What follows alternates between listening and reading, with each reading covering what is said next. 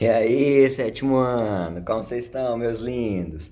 Então, olha só, para essa semana a gente viu que tivemos uma semana mais curta, né? Nós vimos isso, uma semana curta devido a um grande feriado. Eu tinha as aulas com vocês no início da semana, mas fiz aí um vídeo de explicação e um vídeo de correção para não ficar muito tempo a gente aí sem dar uma passada, uma estudada na nossa disciplina, para não cair no esquecimento. Então, vamos com calma, tá? Fazendo essas atividades. Não sei, talvez aí não sobrou um pouco de tempo, mas vamos devagar. Eu vou compreendendo isso também de vocês. Espero que vocês também compreendam a nossa dificuldade. E vamos então para mais um vídeo hoje.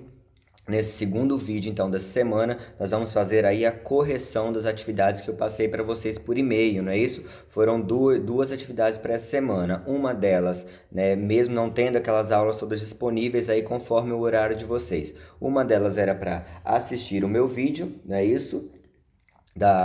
Do início da correção, lá da sessão extra do capítulo passado, e nós temos agora, aqui nesse capítulo que eu já expliquei também para vocês, a parte inicial, a correção. Então peguem aí, fazendo o favor, a apostila de vocês lá no capítulo 4, certo? Nós temos aí na página 68 o integração, e nós vamos fazer a correção deles. Então vamos lá juntos nessa.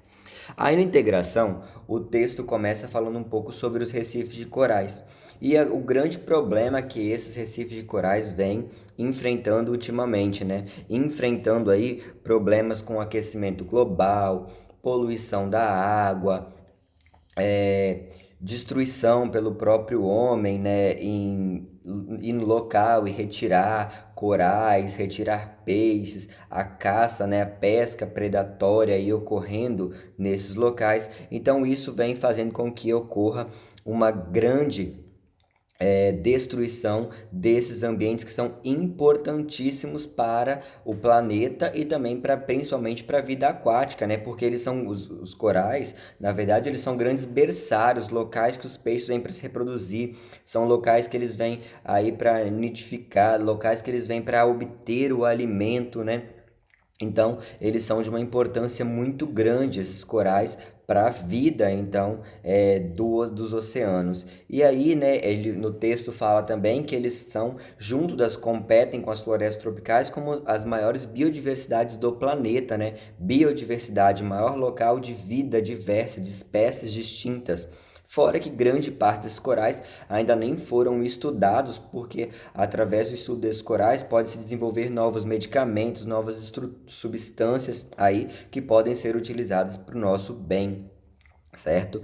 E mesmo que eles ocupem, né, uma área muito pequena dos oceanos, porque os corais eles dependem então da claridade, né, que a luz entra na água. Então, geralmente eles são estruturas mais superficiais. E aí o texto vem falando sobre os recifes de corais e uma associação mutualística que ocorre entre os recifes de corais e umas microalgas, entre os corais, que está aí no grupo dos quinidários, né, no grupo das águas vivas, e microalgas que existem então nos oceanos, e essas microalgas então fazem uma relação mutualística, né, muito importante. Fala aí uma cooperação mútua, fala aí logo no primeiro parágrafo, né? Então o que acontece entre esses organismos? Os corais, eles são organismos nesse caso aqui sésseis, ou seja, eles não se movimentam. Então eles têm uma dificuldade grande em capturar o alimento, né? O alimento tem que chegar até ele, sendo trazido aí geralmente pelas correntes oceânicas, ele tem que capturar esse alimento e jogar para dentro dele. Só que eles fazem uma relação mutualística com a água. O que é uma relação mutualística? Uma relação mutualística é algo mútuo. Eu te ajudo e você me ajuda. Só que nós temos uma dependência tão grande entre nós dois, uma simbiose, uma diferença tão grande, que nós somos capazes de formar um organismo agora muito complexo e altamente dependente. Tão dependente que se separar a gente, nós não sobrevivemos mais. Temos uma grande dificuldade de sobrevivência. E em que ponto chega essa sobrevivência? Acontece da seguinte maneira: os corais, então, eles entram dentro deles, tá? Essas microalgas chamadas de zooxantelas, tá? As zooxantelas entram nos corais e agora elas são algas fotossintetizantes. Elas têm a capacidade de produzir alimento através da fotossíntese. Então, quando a luz solar bate nos corais, essas algas internas dos corais produzem alimentos e dão aí alimento para os corais. Certo? Elas são capazes nessa relação simbiótica de como se fosse alimentar, né, grande parte dessa necessidade nutritiva, elas são capazes de fornecer agora para os corais. E o que os corais fornecem para ela? Fornecem abrigo, fornecem também gás carbônico, fornecem compostos à base de nitrogênio e fósforo que essas algas também vão precisar para a sobrevivência. Então é uma relação tão dependente que tem entre elas, né? Um ajudando o outro de uma forma tão dependente que quando eu separo esses dois, os corais morrem e as algas também são altamente prejudicadas em relação a isso. E o texto vem falando sobre isso, vem falando com que, né, o homem ele vem fazendo com que o aquecimento global, as águas dos oceanos cada vez mais alteradas, mais aquecidas, estejam prejudicando essa relação simbiótica que existe entre o coral e essas microalgas. Porque o que acontece? Quando a água do oceano geralmente aquece muito, os corais expulsam essas algas no seu interior. Eles passam a entender como que se elas, vamos por assim, é algo, um agente estranho que está dentro do meu organismo. Então eles expulsam elas. Só que na verdade eles estão expulsando quem favorece a vida para eles, né? Só que eles não vão ter essa noção, né? E com isso eles acabam morrendo. Quando esse coral morre, o coral na verdade ele é uma estrutura calcária, uma estrutura muito rígida, calcária, e o animal, que o coral é um animal, né, um quinidário, ele é apenas uma pequena película que reveste toda essa estrutura calcária.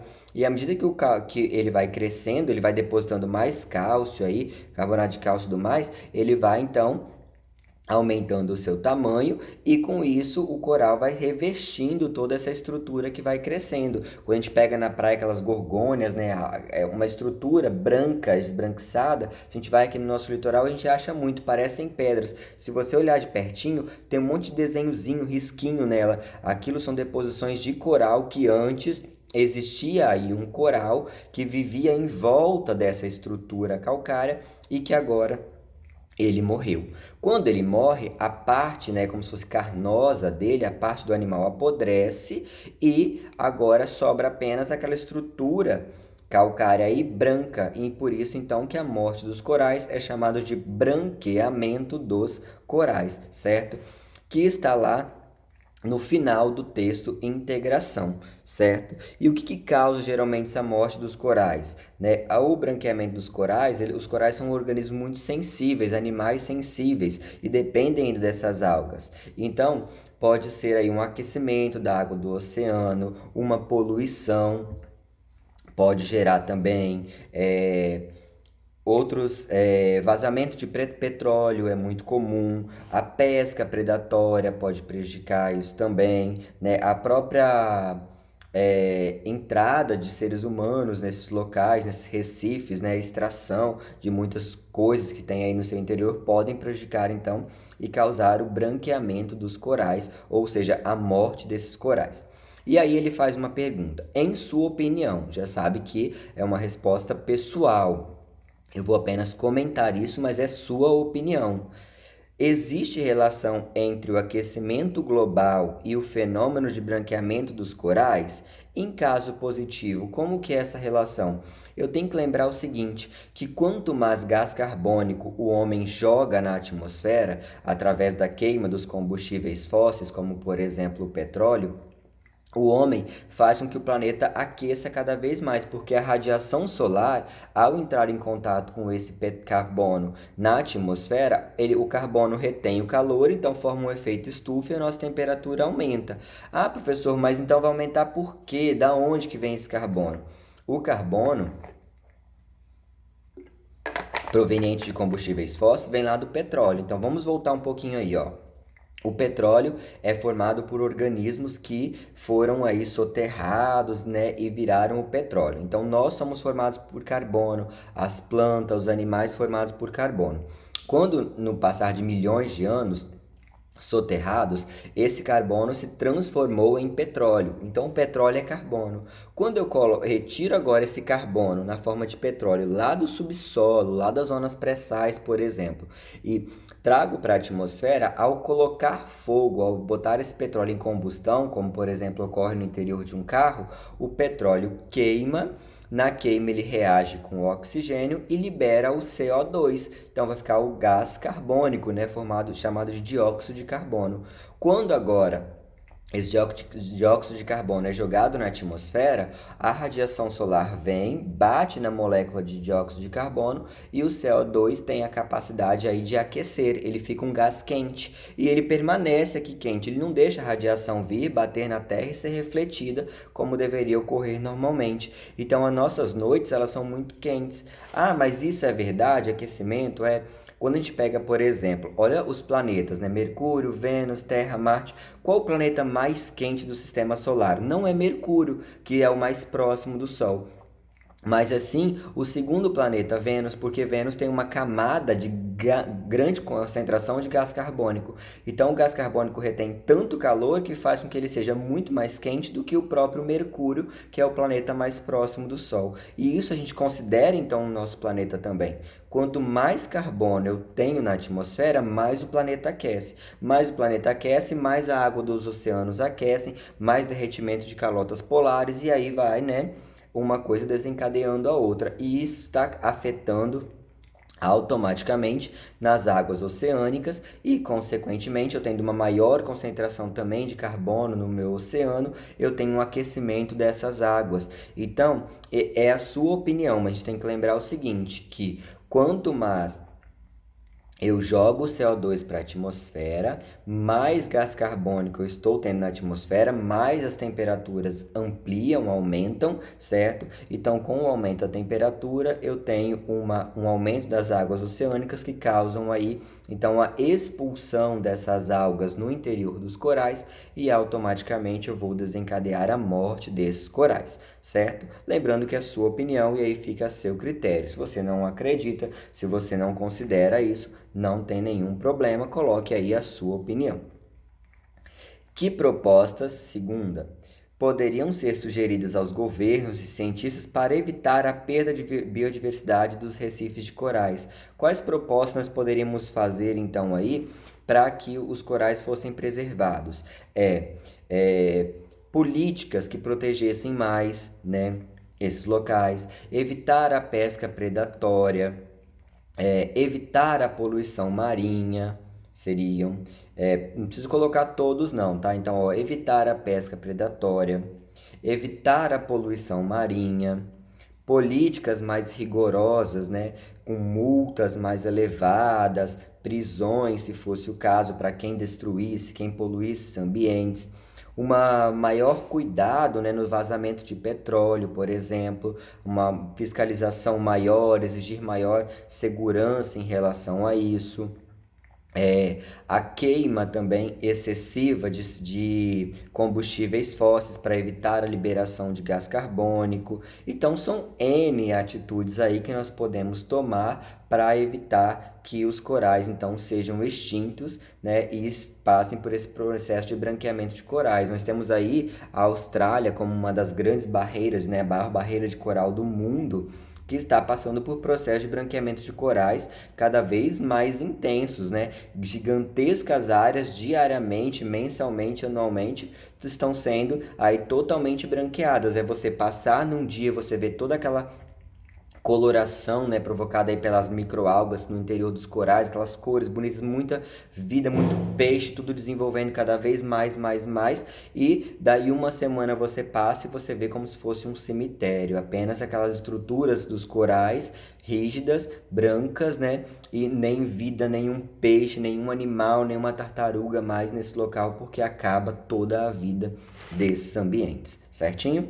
Então, finalizando a página 68, indo agora para a página 69, que é o Divirta-se. E tem aí uma tirinha. A tirinha começa assim: Homem planária.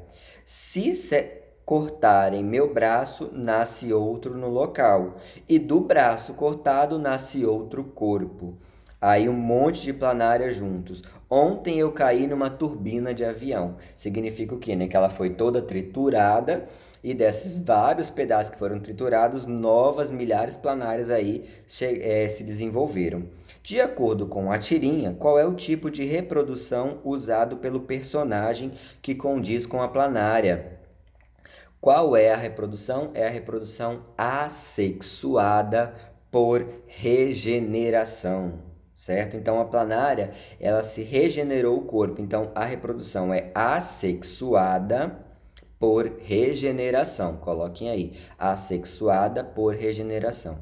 Lembrando que reprodução sexuada, eu tenho mistura de material genético, eu tenho aquele organismo mais resistente, eu tenho geralmente parceiro sexual, masculino, feminino ou hermafrodita, isso vai depender. Na reprodução assexuada, eu tenho apenas um organismo originando outro organismo através de uma parte, de um fragmento do seu corpo, como aqui na tirinha. Então, eu não tenho variabilidade genética na reprodução assexuada. Todas elas são iguais, todas elas são frutos do mesmo DNA, certinho? Passando agora para a página 70, certo? Para a gente finalizar a nossa correção, eu tenho aí o ação que fala o seguinte: os poríferos são animais muito simples em relação a outros observados. Justifique sua posição no início da sequência dos filos animais. Então, nós temos aí poríferos, quinidários, né? Que são as águas-vivas, depois chegando aí aos verminosos, até chegar aos grupos mais complexos, que são aí o grupo das aves, mamíferos, répteis, né? Então, quando a gente bota o porífero no início, né, dessa ordem crescente de complexidade, é porque os poríferos, coloquem aí, porque os poríferos não apresentam,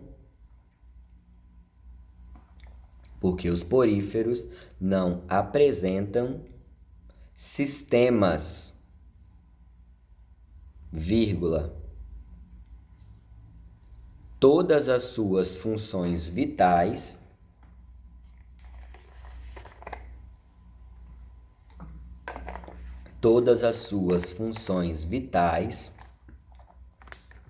vírgula, como a respiração,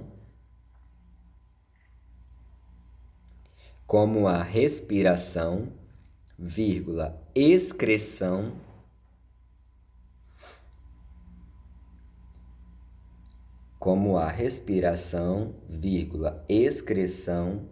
vírgula,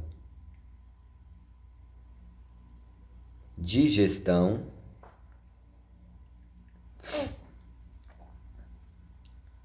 são realizadas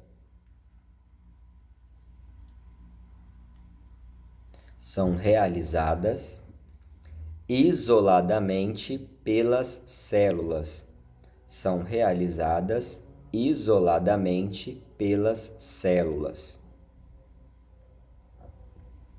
Ponto final. Então, esses organismos poríferos não têm um coração, não têm um estômago, não têm um trato excretor, não tem rins, não tem nada, não tem órgãos nenhum, não tem um pulmão. Então, eles são organismos que todos os processos vitais deles, todos, né? A digestão, respiração, excreção, tudo isso é feito pelas células independentemente. Então, é por isso que eles são o primeiro grupo, né, a apresentar aí, quando a gente classifica eles em ordem crescente de complexibilidade, certinho? Número 2, da página 70. Esponjas e corais são animais sésseis, ou seja, vivem fixos ao substrato. Explique a vantagem adaptativa da presença do estágio larval em seus ciclos de vida. Por que é importante, por exemplo, uma esponja ter aí, ou um coral, por exemplo, ter a sua larva livre nadante? É porque, coloquem assim, a larva nada e, com isso, é capaz de colonizar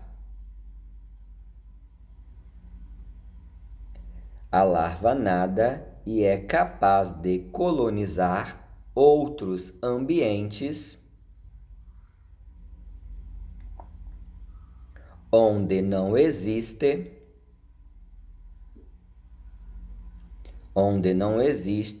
a competição. Ponto final.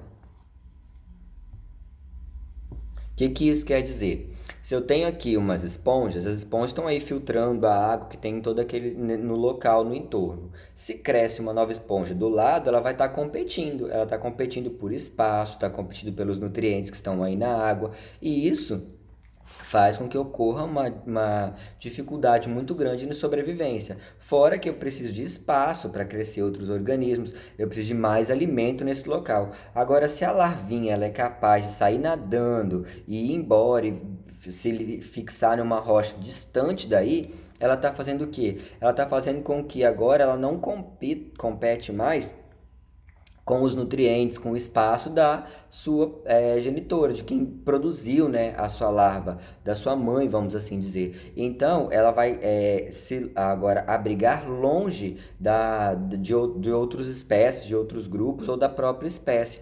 E isso vai fazer com que o ambiente seja colonizado, né, e diminuir agora a competição existente entre elas. E não só a competição, por exemplo, se a larva, ela se encontra, por exemplo, vamos pegar aqui no nosso litoral. Eu tenho uma esponja que sobrevive aí na Jurong, vamos assim supor. E essa esponja sobrevive aí. Se a larva, agora, se não fosse capaz de sair daí e ir lá para a praia de Coqueiral, por exemplo, se acontecesse um acidente na Jurong, um vazamento de óleo, toda a espécie morreria. Agora, se eu tenho um vazamento, vamos supor, de óleo na Jurong, e aí, eu vou ter então agora a larva saindo e indo embora para outros locais. O vazamento de óleo retido aí no local, né? Ele vai matar, é claro, acidentalmente, apenas as espécies que estão aí. Mas se eu tenho agora representantes dessa espécie distantes de mim, eu vou ter então aí a capacidade da sobrevivência, o que depois podem voltar para o espaço original que elas estavam através de outras larvas que podem voltar e colonizar o ambiente. Então isso faz com que em acidentes, por exemplo, em mudanças climáticas, em alterações das águas oceânicas, provocadas tanto pelo homem, aí pode ser acidentalmente, ou provocadas pela própria natureza, facilitem então com que esses organismos sobrevivam em vários locais e depois voltem a colonizar, certinho? Então, ficamos por aqui na correção de hoje. Acompanhem aí os próximos vídeos. Tenham um bom resto final de semana aí, curtam bastante e não saiam de casa. Vamos se prevenir. Beijão e até mais.